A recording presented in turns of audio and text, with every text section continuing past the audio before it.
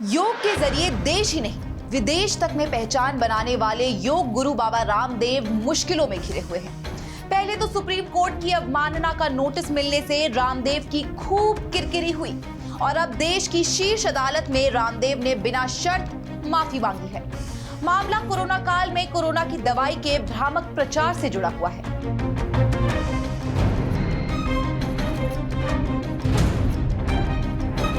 दरअसल हुआ यूं कि योग से उद्योग के किंग बनकर उभरे रामदेव ने कोरोना काल में कोविड-19 वैक्सीनेशन को लेकर एक कैंपेन चलाया, जिसमें जड़ी बूटी के जरिए कोरोना को जड़ से खत्म करने का दावा किया। जब देश और दुनिया के बड़े बड़े वैज्ञानिक दिन रात जागकर वैक्सीन बनाने की जद्दोजहद में लगे थे, तो बाबा आयुर्वेद के खजाने से कोरोनिल लेकर आए और दावा किया कि कोरोनिल से कोरोना भाग जाएगा। कोरोना महामारी से जब लोग जान गंवा रहे थे, तब बाबा रामदेव चुटकियों में कोरोनिल से इलाज के कसीदे पढ़ रहे थे, जिसके विरोध में इंडियन मेडिकल एसोसिएशन ने सुप्रीम कोर्ट में 17 अगस्त 2022 को एक याचिका दायर की। इसमें कहा गया है कि पतंजलि ने कोविड वैक्सीनेशन और एलोपैथी के खिलाफ नेगेटिव प्रचार किया। वहीं खुद की आयुर्वेदिक दवाओं से कुछ बीमारियों के इलाज का झूठा दावा भी पेश किया, जिसके बाद रामदेव पर आईपीसी की धारा 188, 269 और 504 के तहत सोशल मीडिया पर चिकित्सा में इस्तेमाल की जाने वाली दवाओं के बारे में भ्रामक जानकारी फैलाने के आरोप में मामला दर्ज किया गया। मामला जब सुप्रीम कोर्ट की दहलीज पर पहुंचा तो सुनवाई हुई और कोर्ट ने चेतावनी दी और कह दिया कि पतंजलि आयुर्वेद की ओर से झूठे और भ्रामक विज्ञापन तुरंत बंद होने चाहिए। साथ ही 1 करोड़ रुपए का जुर्माना लगाने की हिदायत भी दी, लेकिन आदेश का पालन नहीं हुआ।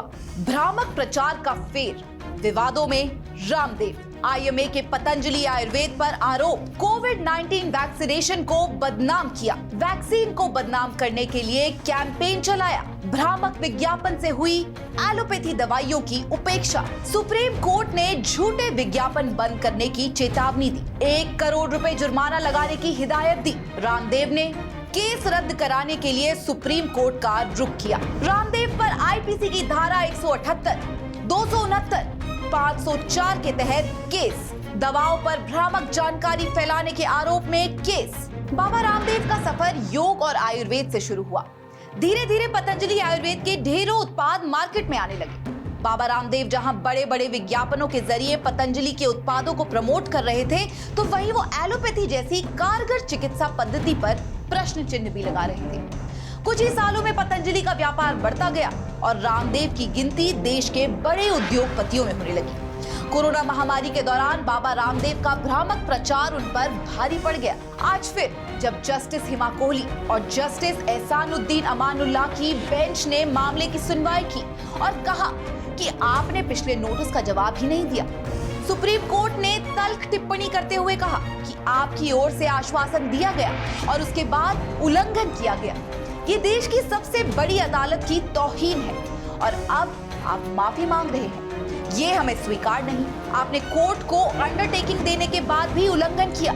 आप नतीजे भुगतने के लिए तैयार हो जाएं। आइए ग्राफिक्स के जरिए जानते हैं कि रामदेव को लेकर क्या बोला सुप्रीम कोर्ट। आपने पिछले नोटिस का जवाब नहीं दिया। जवाब ना देने पर केस क्यों ना चलाया जाए। आचार्य बालकृष्ण ने कोर्ट के आदेश की पूर्ण अवहेलना की। आपको मामले में हलफनामा दायर करना चाहिए था। देश सेवा का बहाना मत बनाओ। आप चाहे कितने बड़े हो, कानून सबसे ऊपर। अदालतों से पारित हर आदेश का सम्मान होना चाहिए। आपने लांघ दी सारी सीमाएं। सुप्रीम कोर्ट ने पतंजलि आयुर्वेद को कड़ी चेतावनी दी है कि उनके किसी भी विज्ञापन में भ्रामक प्रचार नहीं होना चाहिए और अगर ऐसा करने की जुर्रत की तो कानून से बच नहीं पाएंगे। बहरहाल सुप्रीम कोर्ट पतंजलि की तरफ से दिए गए जवाब से संतुष्ट नजर नहीं आया और रामदेव को हलफनामा दायर करने के लिए आखिरी मौका दिया है। अब सुप्रीम कोर्ट 10 अप्रैल को मामले की सुनवाई करेगा, जिसमें बालकृष्ण और रामदेव को पेश होना होगा। इस खबर में फिलहाल इतना ही। ऐसी ही लेटेस्ट न्यूज से अपडेटेड रहने के लिए जरूर सब्सक्राइब करें हमारा चैनल श्रेष्ठ भारत। श्रेष्ठ भारत पर खबरों से जुड़े रहने के लिए चैनल को सब्सक्राइब करें, बेल आइकन दबाएं और देखते रहें श्रेष्ठ भारत।